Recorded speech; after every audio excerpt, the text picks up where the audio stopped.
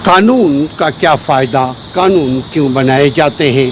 कानून का बुनियादी मकसद अवाम को सुकून देना और रियासत की तरक्की है। मगर अगर रियासत तरक्की नहीं कर रही है और अवाम खुशहाल भी नहीं है तो आप समझ लीजिए कि वहाँ आइन और कानून का राज नहीं है बल्कि माइट इज़ राइट का राज है।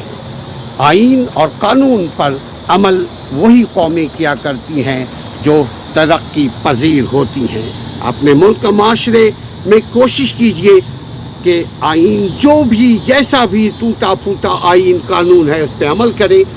अगर हम आइन कानून पर अमल करेंगे तो हमारी ज़िंदगी अमन से रहेगी, किसी और की रहे या न रहे हम सुकून से रहेंगे। कानून का एहतराम कीजिए, कानून पर चलिए, कानून पर अमल कीजिए।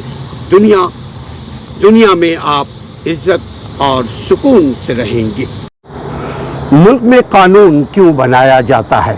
कानून दरअसल इज्तमाई उसूलों पर मुश्तमिल एक ऐसा निज़ाम होता है जिसको किसी इदारे उमूमन हुकूमत की जानिब से किसी माशरे सोसाइटी को मुनज़्ज़म करने के लिए बनाया जाता है आइन, और उसे माशरे पर लागू करने या नाफिज करने के लिए जब और जितनी ज़रूरत पड़ती है रियासती ताकत को इस्तेमाल में लाया जाता है और उसी पर उस माशरे के इज्तमाई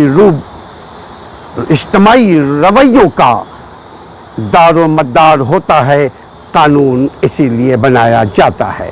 कानून